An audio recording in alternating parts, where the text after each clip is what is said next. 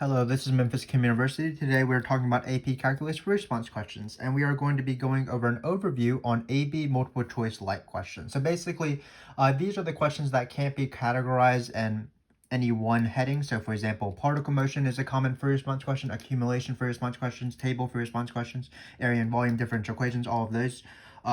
They appear most for every year. But there's always some sort of miscellaneous question, which is really a combination of a lot of multiple choice questions in one. And so you want to be prepared for this. So what we've done is for all of those topics that I listed and for every single free response question on the AP exam, including BC stuff, including this AB multiple choice like question, we've made this overview, and then we have made 10 videos starting at difficulty 1, going up all the way through difficulty 10, where we practice these questions sort of in depth. We slowly progress and master the level. So this is going to be our overview video for AB multiple choice like videos. So keep in mind that for these videos, these are some of our most important videos because, again, it's really hard to prepare for something that doesn't appear on the exam every single year. So what we're going to do is we're going to be taking a lot of derivatives and doing MVT, IVT, shapes of curves, things like that. A lot of miscellaneous stuff, which is pretty useful. And so we're going to, this video is going to be quite long probably. We're going to be discussing a lot of things. And this is probably our most important video to watch from front to beginning, because as you watch the videos from difficulty 1 through 10, you will be able to see a large variety of questions that won't only help you for the multiple free response question for these very specific kind of FRQs, but also for the multiple choice section, because again, we're reviewing questions that are on the free response questions that resemble multiple choice questions. So we might as well get started. So this is going to be the overview video. Again, I'm not going to be talking too much in terms of concrete examples. We might do a few of them in this video, but keep in mind that those are really for those difficulty 1 through 10. So let's talk about it. So the most important thing for any single free response question on the AB exam are three main things: limits, derivatives, and integrals. So we should talk about each of those. So for example, the first thing I want to talk about are derivatives. Easiest thing in calculus probably. Definitely used quite often, so they're also the most important thing. So it's nice, it's a nice combo, easy and important. So just be careful when you're doing the derivatives. Like, you need to be careful with product rule, of course, chain rule. You need to be quotient rule, things like that. You don't want to confuse quotient rule with L'Hopital's, for example, power rule as well.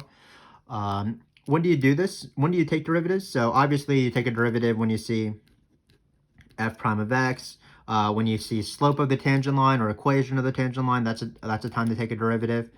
If you see instantaneous rate of change as opposed to average rate of change is algebra slope, instantaneous rate is calculus slope, meaning derivative. Any shapes of curves questions. So for example, if you need to see if a function is increasing, decreasing, concave up or down, relative min or max, you might be taking 1 or 2 derivatives. We're going to go over that later. And there's probably some stuff I'm forgetting, for example, L'Hopital's rule. So you don't want to confuse L'Hopital's rule with quotient rule, but L'Hopital's rule involves taking derivatives. And there's certainly more derivative things that I'm forgetting right now, but these are the main types of derivatives. So if you see these words, you take a derivative. Really, I tell my students, if you're really struggling and you don't know how to do any question, what you should do is just maybe take a derivative, maybe take an integral. Okay, so obviously, if you're watching this video, you're probably well versed with derivatives, but I would say just be careful with, so for example, if you have something like this, you want to just take the derivative slowly. Let's write it like this. So sometimes people get confused with this notation when there's f's and g's. Like, they're better at taking derivatives when it's like sines and cosines or e to the x's or something like that. But in this case, what you want to do is you want to do the product rule, of course. We'll add a 2 here. And some people don't know how to deal with this squared, but all you do is you rewrite it like this, and it should be good. I don't know why I put my brackets there, but it's fine. So basically, rewriting the squared as squared on top, and then we would do power rule. What you want to think about in these derivatives is you want to be careful with this too. As you're doing the power rule, you want to distribute to both things, and you also want to do the chain rule. So in this case, the derivative of this function h would be, keep the same. And then, of course, we're going to do chain rule on this, so it'll be power rule 2 times g to the x to the 1, because it's subtracting 1. But again, you have to do derivatives, so that would be times g prime of x, because the inside function is g prime of x. And this is only the first half of the product rule. We have plus, and then you would take the derivative of this guy, which is f prime of x squared, plus x, and then again, you need to multiply by the chain rule. And what my students might not do is they might not be careful with parentheses here. So when we take the derivative 2x plus 1, this is going to multiply everything, and then we're going to multiply by g squared of x. So this is the derivative. Again, you probably know derivatives, but you want to be careful with chain rule and product rule and things like that. So sometimes the questions are just, of course, take the derivative, maybe plug in a given x. But remember that you might be finding derivatives from tables. Again, that's pretty easy because they'll usually be an f prime row or column or a g prime row or column. But just keep in mind that if you want derivatives off a graph, and the graph provided is f, then your derivatives are going to be your slopes. So this is going to be slopes. F prime will be slope values. F values be y values of this graph. So for example, if you wanted to plug in 1, you'd get 1 squared plus 1. And if you needed to find f prime of 2, you would find the slope of that line at 2. So before we go onwards, again, this is a brief review of derivatives. For every single thing we're going to be talking about today, we're probably going to be talking about 7 to 8 things. We have videos on all of these topics. Of course, we have videos on all of these derivative rules, but we also have a video called differentiation rules where we sort of combine these things. And we also take derivatives of general functions using tables, as well as taking derivatives of functions where the graph is provided, where we will be using f prime as slope value. So please check that out if that will help you. So that's really my derivative view of it. Again, I'm assuming that you're pretty good at that. So let's move on. Let's do integrals now.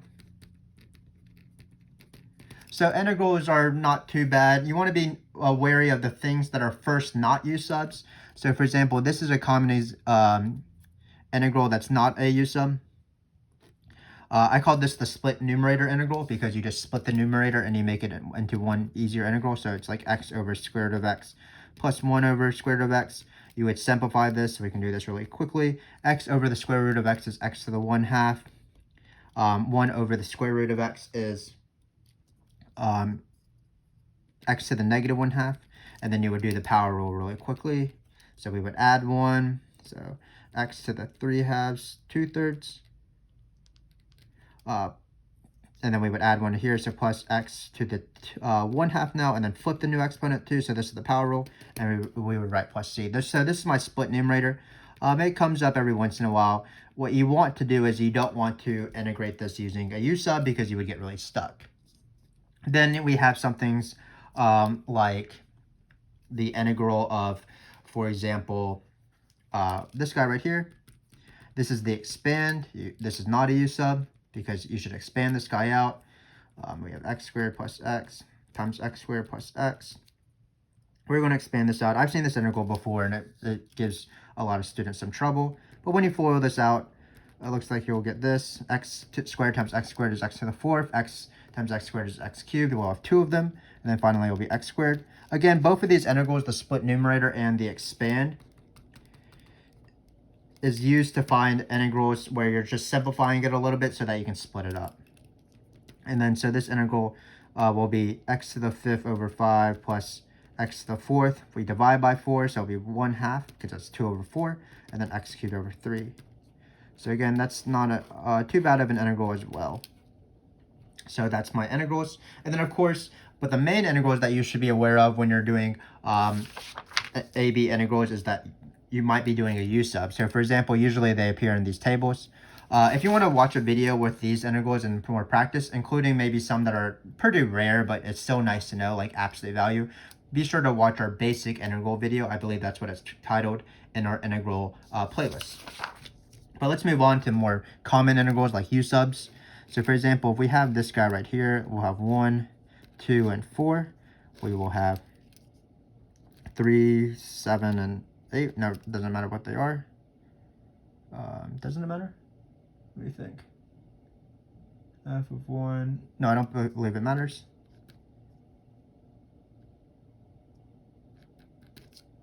Let me think real quick before I start this question. No, it doesn't matter. So we're going to do the integral of f of 2x, f prime of 2x, from 1 to 2. So just be wary, this is going to be a AUsub because we have an inside function. You could do it in 2 ways. You could just skip the AUsub and you could be like, I'm just going to do it basically the reverse of the chain rule. So I know the antiderivative of f prime, that's f of 2x. And then instead of multiplying by 2, which is the chain rule, I'm instead going to multiply by 1/2. So this is called skipping a u-sub. There's an inside function.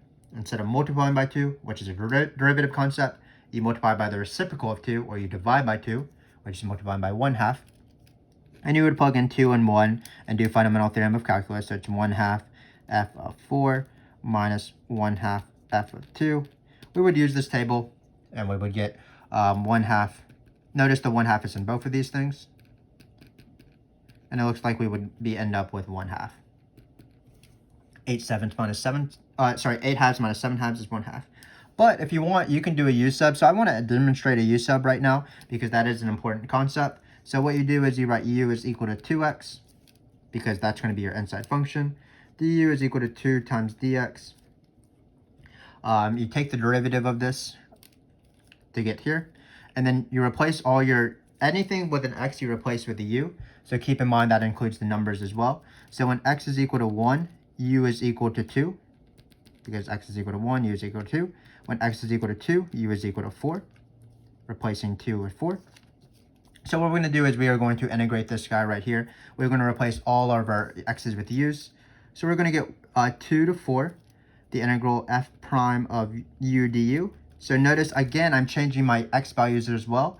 And when I do this, I'm going to forget about x's because I changed everything to u's. So it became f prime of u. This dx is right here. So notice dx is du over 2. So I want to write du over 2, but I'm going to take it outside. So it's this right here. And then once you get to this step again, you forget about x's. You're only dealing with u's because you did the purpose of a u-sub, changing all your x's into u's. So then when you do this integral, you're going to get 1/2 fu, as we like to say. And then we're going to plug in top minus bottom. So it's 1/2 f of 4 minus 1/2 f of 2. And notice you'll get the same thing. You'll get 1/2. So again, when you have these u-subs, especially when they're presented in a table, we didn't do an actual u-sub question because they're pretty common. We might do one in a minute, but this is how you do a u-sub. You change all your x's to u's. So for example, just be careful to also change your numbers. If you want to do a u-sub, we can do a u-sub real quick.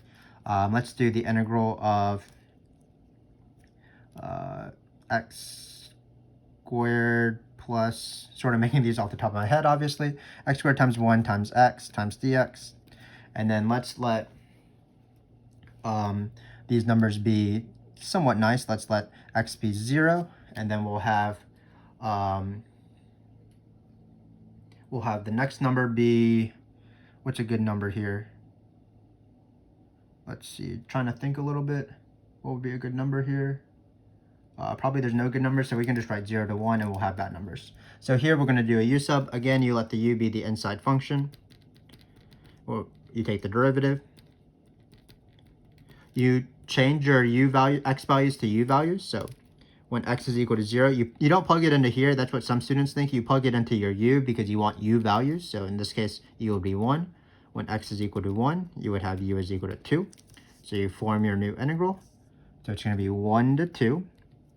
Then you have a square root of u now because you replaced the x squared plus 1 with u. Then you look for this part right here. If you're doing a u-sub right, it's going to be right here. You're going to divide by 2 to isolate it. So this x dx becomes du over 2. Some of my students like to write this step out. How many ever x's you have left, I like to substitute in one line at a time. So I replace this u with this, and then I see how many x's I have left. I isolate it in this line right here, and then I replace it. So it's going to be du, and I always take out the constant, so it's going to be 1/2. Then this is u to the 1/2, of course. So we're going to do the power rule. We're going to forget about x's. We're dealing with u numbers instead. So it's going to be 1/2 u to the 3/2. We're going to flip the new exponent as according to the power rule. Add 1 to this exponent and then flip it, or multiply by its reciprocal is another way to say it. And then we're not going to plug in 0 and 1. We are going to plug in 1 and 2. So we get 1/3 u to the, so we're going to write 2 to the 3/2, which I don't know what it is, so we won't solve it. And then it's going to be 1/3, 1 to the 3/2. 1 to the 3/2 I know, it's of course 1. So this is just 1/3, 2 to the 3/2. or another way to say this is the square root of 8, because you can cube it and then square root, and then this is 1/3. So this is this answer. Not too bad. Again, you want to be really careful with AUsubs. These integrals that we talked before, the split numerator and the expand, they appear pretty rarely, but they do appear. But use substitutions. They are the only sort of advanced integration technique on the AB exam, so you always want to be aware of them, and there's a good chance that they are going to be those questions. So before we talked about how if you have a graph, the derivatives will be f prime values. F prime value will be slopes. So when you have a graph of f, for example, remember that you want your areas. Areas will be how you evaluate integrals. And we have a lot of videos on these because these appear a lot in graph response questions. So please check that out if you want. We have a separate playlist where we go difficulty 1 through 10 in graph response questions, and we do area. We set up fundamental theorem of calculus often. We evaluate areas, evaluate integrals using areas. So please check that out. But what I wanted to mention as we are talking about integrals is a common property that we often use in order to do an integral. So for example, we're going to talk about the small middle big rule. So basically, if you have an integral a to b plus the integral to b to c, this is the area from a to b, this is the area from b to c. So together, they're the area from a to c. And oftentimes you use this property. So it's the small middle big rule, small middle big, small big. So if you want to do, you can break it up basically. So for example, if you're given this integral right here is 3, and you have 1 to 7's integral is -2 or something, then you set up the small middle big rule. You have 1, 2, and 7, so I like to set it up as 1 to 2 of f of x plus 2 to 7 middle big. And let's say, of course, we're finding the integral of 2 to 7 of f of x. And then we're going 1, 7 of f of x. This thing will be -2. This thing will be 3. So we have the easy equation 3 plus, let's just call this x, whatever we're trying to find, equals -2. So in this case, x is going to be 1. No, that's not true. X is going to be -5. Can't do simple math. We subtract the 3 over. But again, this is the small middle big rule. It's a nice rule to know. It does appear on these things where they might give you one of these integrals and you want to find another integral. This is also how you do piecewise integrals, as we're going to discuss. When you have an integral of a piecewise function and it splits up at a split point, for example, like it says, this function is something for x is smaller than 2, and this function is something for x is greater than or equal to 2. It splits it up at 2, the piecewise part. You would integrate something from 2 and then 2 to that number. So we'll talk about that later, hopefully, throughout this video. So the third main thing, let me get some paper out.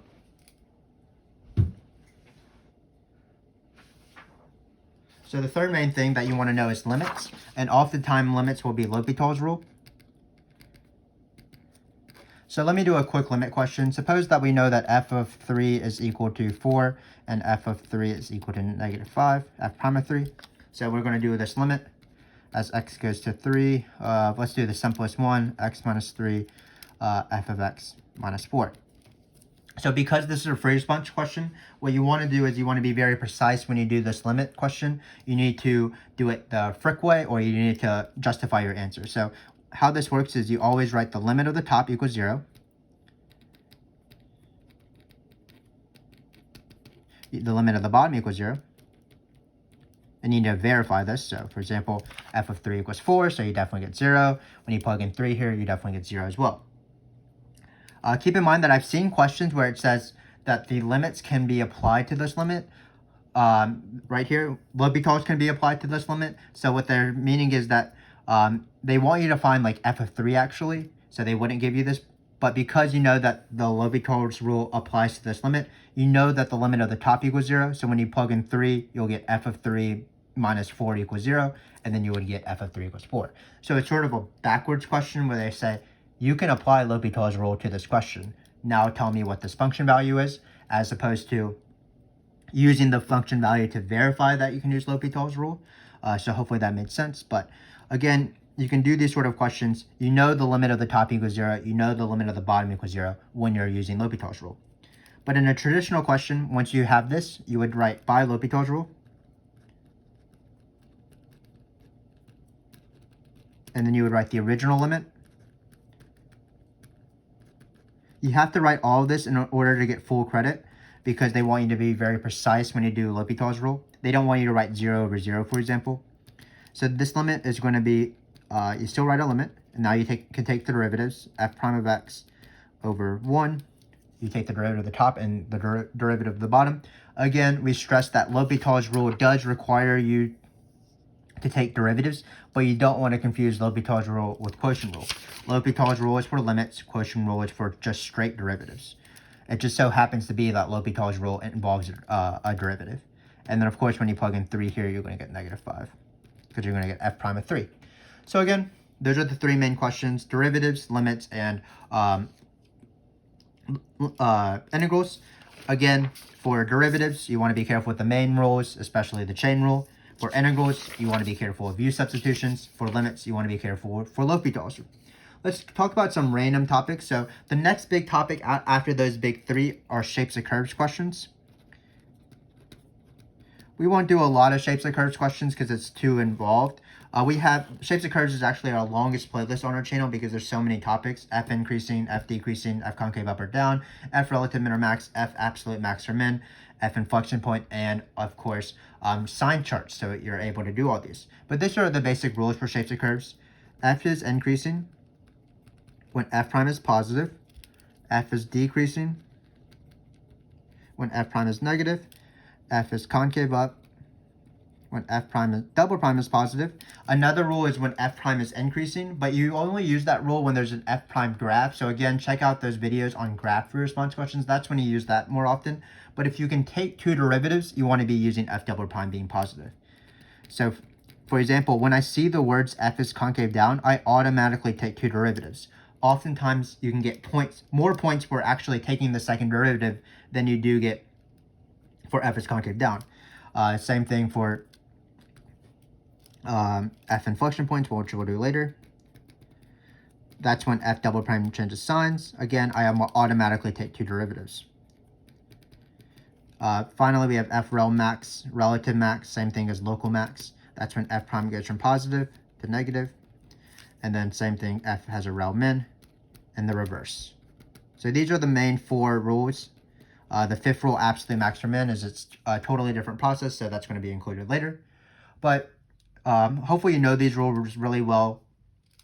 Just right when you see a question, you want to just know how to automatically find it, even if you don't accurately do it. Like for example, right when I see relative max, I take its derivative, try to draw the sign chart, and see where it goes from positive to negative. And then when I justify, I always justify using the rules. I never say something like sign chart or slope or graph or derivative is positive or negative. I always say what actually is positive or negative. F prime or f double prime or something like that. So for example, let's say we have this f prime of, I don't know, 2 minus x over x squared minus 1. So the key about any sign chart is that when you're drawing a sign chart, you need to factor everything as much as possible. Perhaps our most important video in that Shapes of Curves playlist isn't these topics itself, but it's how to draw sign charts. And when we draw sign charts, meaning the charts, they're not exactly the graph of the function, but they tell you where, on what intervals whatever your graph is, in this case it'll be f prime, where it's positive and negative. For these sign charts, what you want to do is you want to factor everything as much as possible. That's the key. So even if you have fractions like this, you want to factor this as much as possible. So for example, on the bottom, we can write it as x minus 1, x plus 1. And then for your 2 minus x, this is not factored as much as possible. I don't like it of this form. I rather have it of the form minus x minus 2. That's what I consider to be factored as much as possible. So when you have it like this, you're ready to draw the sign chart.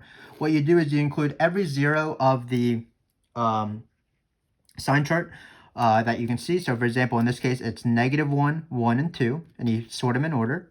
There are certain things that you can cross out because they're always positive. For example, like e to the 3x. We can talk about that in a second. So for example, this sign chart, you want to count the number of zeros, including its multiplicity. So here, none of them are to like the 2, so they all count as 1, 1, 2, 3. If this were to the 2, then it would count 1, 2, 3, 4, but that's not the case. It's just to the 1. So in this case, we have n is equal to 3. That's the leading exponent of f prime. Also, the leading coefficient is negative. It's so much easier to tell that this is negative because we factored everything as much as possible. So that's why we're factoring everything as much as possible. And so we are going to draw this sign chart now. So how do you draw a cubic negative? It's going to look like this. It starts over here, ends over here, and crosses through at each of these zeros because each of these are to the 1. I'm not sure why my camera is super blurry, so let me try to make it more clearly. All right, that's great. So, for example, let's say if we were trying to do f is increasing. Well, f is increasing from here to here and here to here. So our rule would be f is increasing from negative infinity to negative 1 and 1 to 2 because f prime is positive there. So again, if we had this derivative already, this would be the sign chart. Let's do another question. Let's say we had this f double prime because we wanted to find concave up or down or inflection points. And let's say we had e to the minus 2x, x minus 1 squared times x plus 2. So let's try to draw the sign chart of this. Well, this one is already factored as much as possible. Again, I alluded to this before, but you can always eliminate things that are always positive because we're not drawing the graph of these functions, we're drawing the sign chart. So for example, you can X this out basically. E to anything is always positive. So we count the number of zeros, it's going to be negative 2 and 1. And the number of zeros here is at 2, it's actually 3, 1, 2, 3. So n is equal to 3. We factored it as much as possible, and the first thing is positive, so it's positive. And then it's n equals 3. You start down here and right here because that's what positive cubic things look like. Positive, think of a positive slope line, for example. Then looks like we're going to go through negative 2 because it's to the 1, so it's odd. And then we're going to bounce at x equals 1.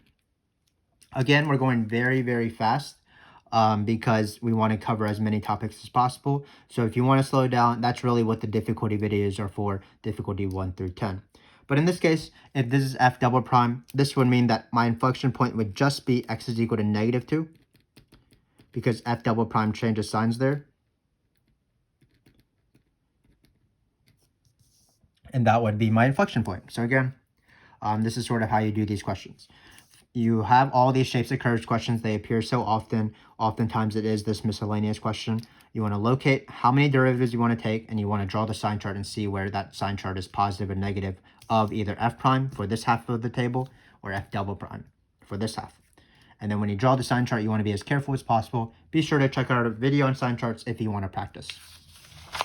The most important question of the sign charts or the shapes of curves is actually its own topic, which is absolute. Don't know how to spell absolute. Let me start over. Absolute max or min.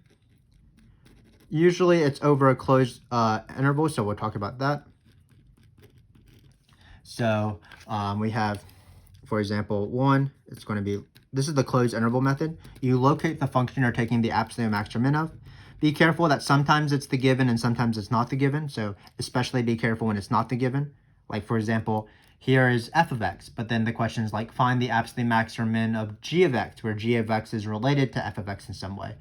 In that question, you would first want to write out g of x, and then you would have to, and you wouldn't have to worry about f of x for the entire question, because the important thing in every single question is the locate, the thing you're taking the max or min of.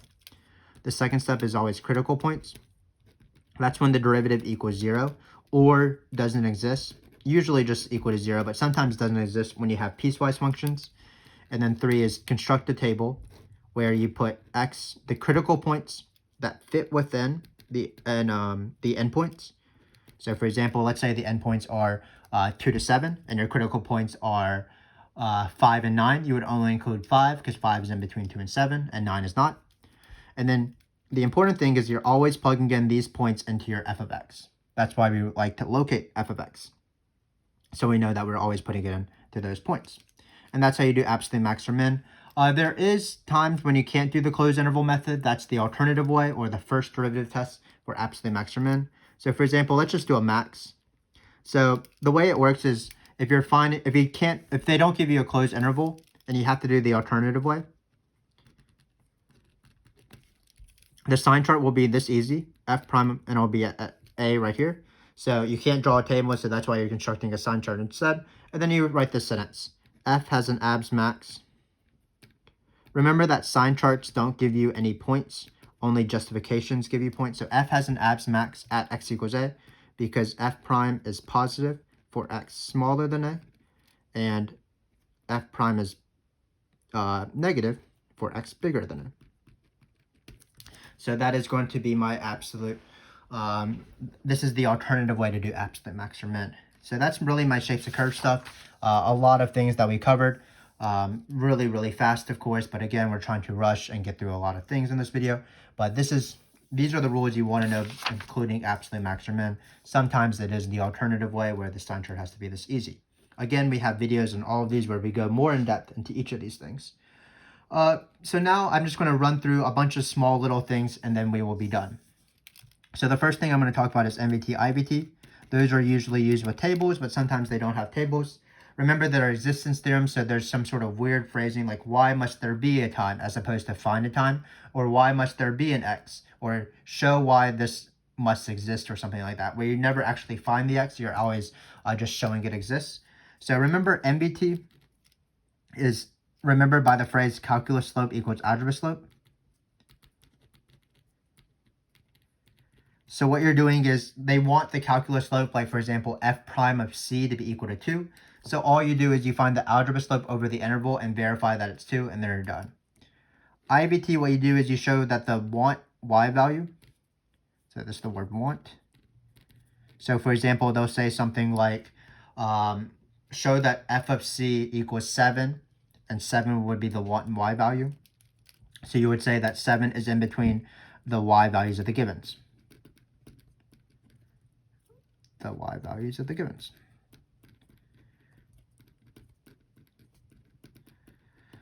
We have these free response questions that appear every year called table free response questions. That's when there's some sort of situation like particle motion or some sort of rate that's going on like temperature. In those videos, most of those videos have MVT, IVT questions, so go check those out if you want to practice MVT or IVT. But for now, we're just going to mention MVT or IVT because they don't appear too often in these questions. So again, we're going to be moving on. One question that is just a random formula that I like people to know is the inverse formula for derivatives. That's when f and g are inverses. It comes from the chain rule and the definition of inverses, but it's just g prime of x is equal to 1 over f prime of g of x. And this is the formula. The problem is that they'll never give you g of x. They'll only give you f, maybe in a table. So when you plug in, for example, g prime of 2, you'll get f prime of g of 2, and you'll be kind of confused because you won't see any g's in the function, so you won't know what g of 2 is. But f and g are inverses, so for example, if 5, 2 will be on f, they'll say that, or it'll be presented in a table, then that means g, on g, 2, 5 will be a point. So again, they'll never give you what g is explicitly, but they'll give you enough information to find g of 2, because g of 2 is the y value of g of 2 is actually the x value of where f of that number is equal to 2, because they're inverses. So for example, in this case, it'd be 1 over f prime of 5, and then you'd probably find f prime of 5 using that table or something like that. So that's quickly the question for inverses. Notoriously, I believe to be the most missed question on the AP exam and the multiple choice, but that's only because people don't know this formula right here, and also they don't know how to apply the formula. But again, all you do is you swap the points. We do have videos on inverse functions. So let's keep going through our quick run through. Let's do now, let's see, hopefully this is clear. Let's do average value versus average rate. So average value, hopefully this is pretty clear, versus average rate of f. So people get confused about these because they both have the word average, but average value of f, or the average value of anything, in the weird funnel question was the average radius, so you just put the average of that thing. It's always 1 over b minus a, the integral of this. And perhaps you might have to take an integral using by hand. Average rate is usually slope. So this is the dividing line. It's one of the only questions in calculus that you don't take a derivative or an integral because you're doing average rate. So instantaneous rate of change is the derivative. The calculus slope, average rate of change, still a rate. That's another kind of slope, that's algebra slope. There's also another formula which is a little bit more rare. So this is all average rate, and this is just average value. So another formula for average rate is 1 over b minus a, the integral of a to b of f prime of x. Because if you do apply the fundamental theorem of calculus, you will get this. So why is this, this formula, sorry, I don't know what to say. This formula actually comes from this formula because remember, average rate of change is the same thing as saying find the average value of f prime. So that's why this formula is true. So again, this is average value right here. This is average rate, and there's two formulas that you can use. So we'll divide it like this. So for example, let's say they say, here's temperature, now find the average value of temperature. You would use this formula because you would put 1 over b minus a, the integral of temperature, and you would do it by hand or with a calculator. Then for average rate of change, usually it's algebra slope, but it could be this. How do you know which one to do? Well, the question will always be find the average rate of f. If they give you f, you're going to be doing algebra slope. That happens probably 80% of the time. But if they give you f prime instead, you'll just use this formula instead. So again, know the difference between average value and average rate. We, of course, have videos on that. Next thing I want to talk about briefly is, let's do fundamental theorem of calculus part 2. So usually people know the fundamental theorem of calculus part 1. If you're given something about f, if given something about f prime and you're given an initial point like f of a equals a number, what you want to do is to find f of b. So this is fundamental theorem of calculus, of course. Say this is a question, like they say f of 2 equals 7, find f of 3. What you do is you set up the fundamental theorem of calculus. It's the given y value plus given x value, want x value on the top, f prime of x. And you just do this integral either by an area, a Riemann sum if you're approximating calculator, or an antiderivative. So this is the fundamental theorem of calculus. This formula probably won't appear on these free response questions because it appears so often on all the other questions. For example, it appears in particle motion. It appears in accumulation free response questions, parametric if you're in BC. So watch all those videos if you want examples of how to apply the fundamental theorem of calculus. Sort of rare to see it in these sort of formats. Remember though that sometimes they don't want you to find, they give you the same information, but they want you to find f of x instead. That's perfectly fine, or maybe like velocity at a time. What you do there is, instead of using the given at the very beginning, you're just going to take the integral of f prime of x dx. It's an indefinite integral, so you're not going to put any numbers because I don't want to find f of x at a number. I want to find it with the x's. I'll take an antiderivative. I'll write plus c.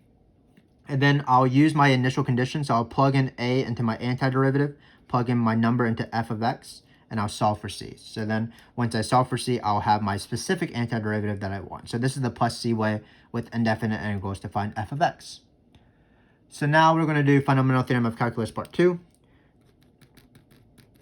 That's to take derivatives of integrals. So remember that basically derivatives and integrals are inverse properties. So if you take the integral of something and then you take the derivative, you'll end up with the same thing. So for example, in this case, the formula is no matter what the bottom number is, you'll just get f of x back. Just be careful though, because oftentimes you will need to do the chain rule. So let's do a quick chain rule question. This number 2 doesn't matter. It could be any number. We'll have x cubed. We'll have cosine of t dt. So we're taking the derivative of this guy right here.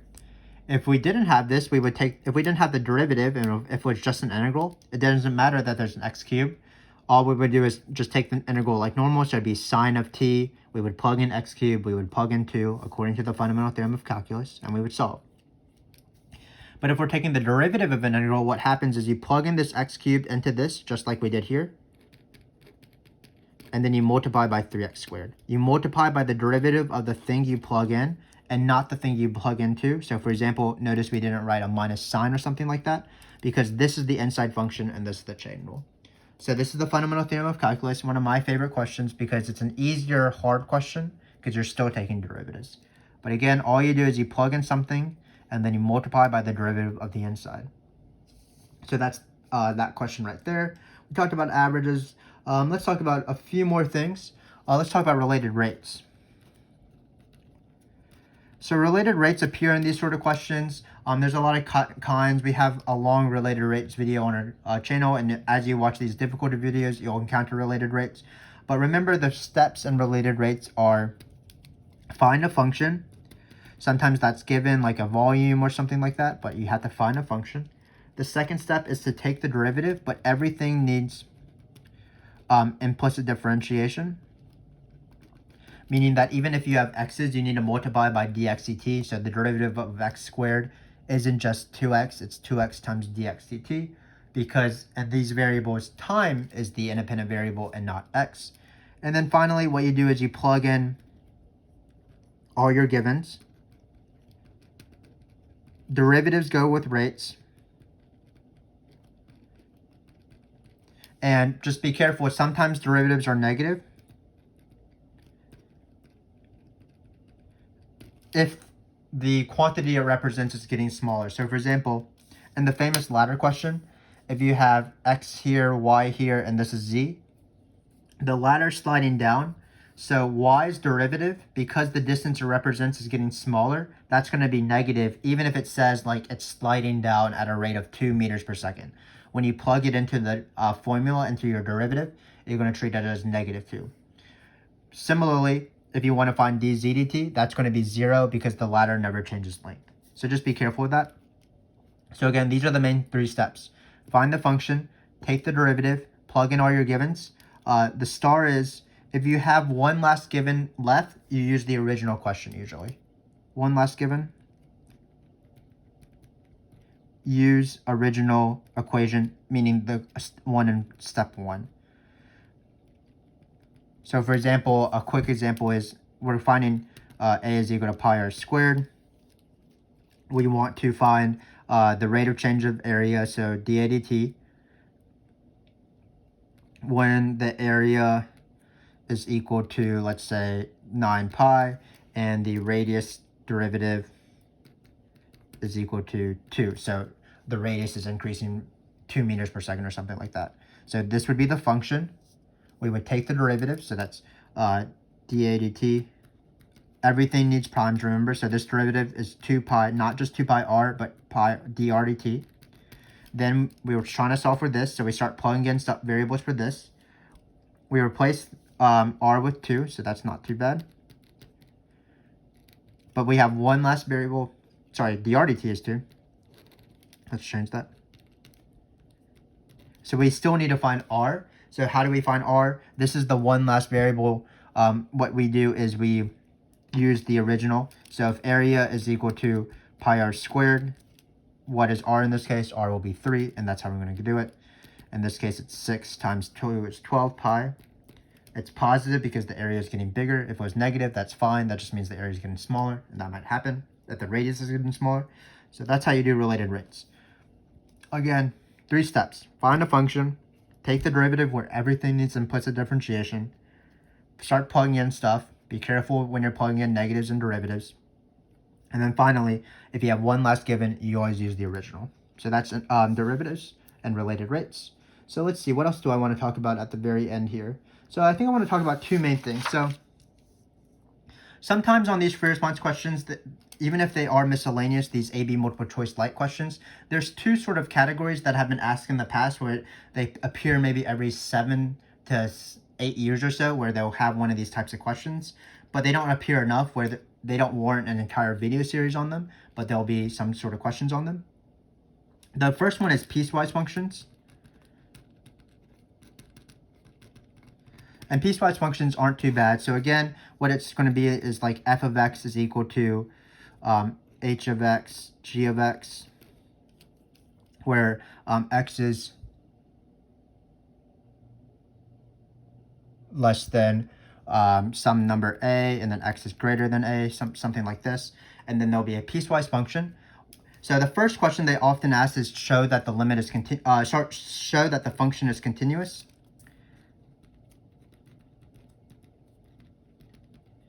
we have an example of this video. I don't remember exactly what the difficulty number is, but one of them will be difficulty number 7 if you want to check out the harder version of these piecewise function questions.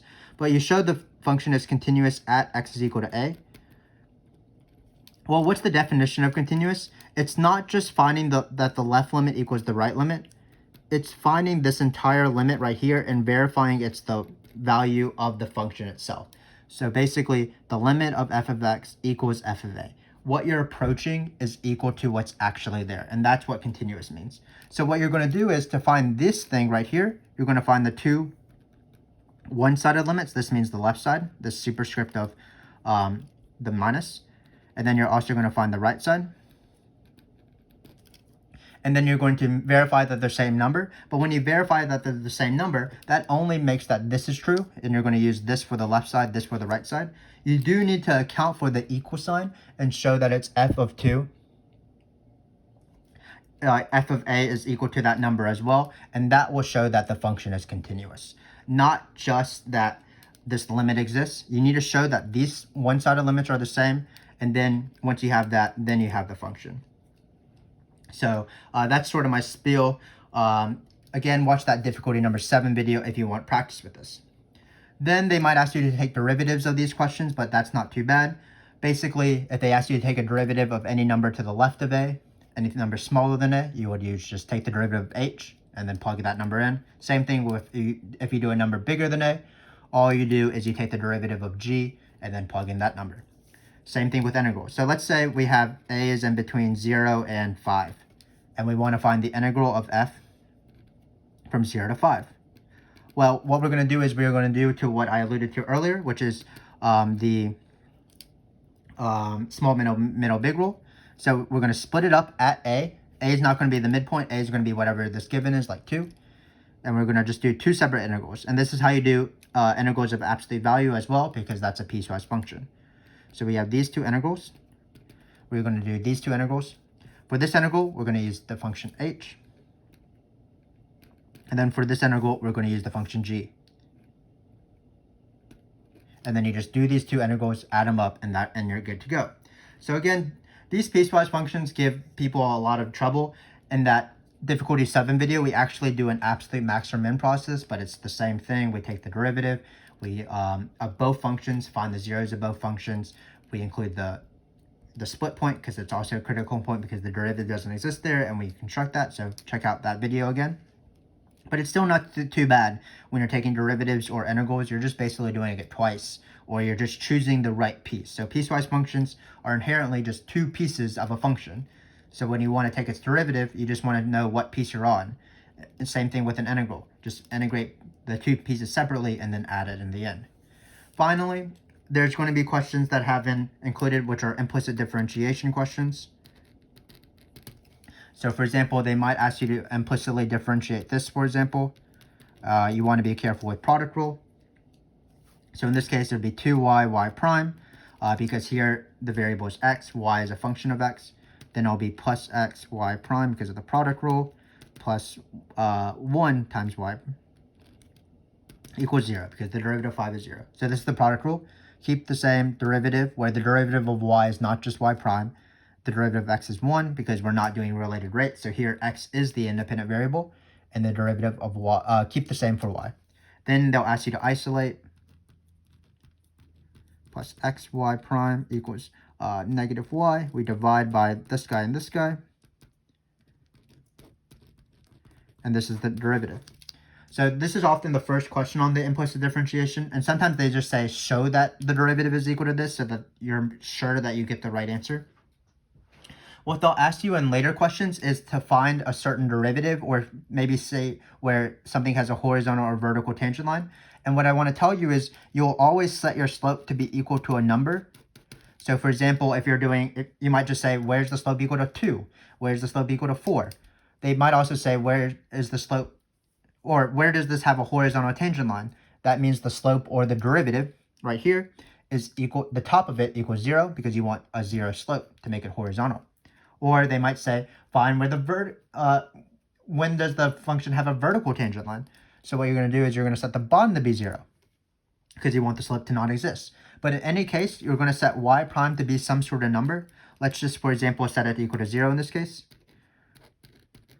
to find the horizontal tangent line. And then what you do is you get an equation, but you always want x and y coordinates. Usually the question is find x and y where this occurs. So some students can get confused because they're left with this equation. But then what you do is you always plug back in this original into the original and try to solve. So for example, if you plug back into here, notice you won't get a solution, so it wouldn't exist. But the rule of thumb is for implicit differentiation questions, if you want the slope to be a specific number, set that slope to be equal to that number, get some sort of equation, and then plug in that equation into the end. We have videos on this. This is called Implicit Differentiation 2. So we have multiple videos where we first introduce implicit differentiation, then we talk about these questions involving horizontal and vertical tangent lines and things like that. So please check those out if that will suit you. But that really does it for my AB review. We talked about a lot of topics and we talked about them fast. Again, the point of this was just to provide a brief overview. More important is to watch our videos, difficulty 1 through 10, where you'll see examples of all these things, and they'll pop up organically or randomly, and so that you'll have a lot of practice before you do both free response questions and multiple choice. Again, the big things to focus on by far, that will really for the entire exam, not just for this, is derivatives, being careful with the main rules, integrals, especially U substitutions, L'Hopital's rule, meaning limits, shapes of curves, knowing the big rules and knowing when to take derivatives and also when to draw sign charts. And then there's an absolute max or min, which is another shapes of curves rule. Then there's just smaller little topics that you want to know because they'll appear maybe once or twice, once on the multiple choice, maybe once on the free response questions, MBT, IBT, inverse formulas, average versus average rate, fundamental theorem of calculus, taking a derivative of an integral, related rates, of course. And then there were these two main questions that the entire question could be this, a piecewise function, but we saw that piecewise functions aren't too bad. All you're doing is taking either derivatives or integrals of stuff. And same thing with implicit differentiation. You'll take the derivative, you'll set the derivative to be equal numbers, and then if you get an equation, you always plug it back into the original. But again, if you want to see examples of this, we did make 10 videos. That's why we made the 10 videos. We want to help you guys out as much as possible, so please check that out. It's kind of hard to study for this free response question. It's probably the most difficult one to study for it because everything is so difficult. There's so much stuff. So hopefully, again, what I would say is continue watching our videos. We appreciate your support of our channel, and hopefully I will see you at some of that point as we do difficulty 1 through 10. Again, check out our videos on our other topics as well if they are necessary. We have basically videos on every single calculus topic on the AP exam. But hopefully this wasn't too fast. Thanks again for watching, and I hope to see you soon.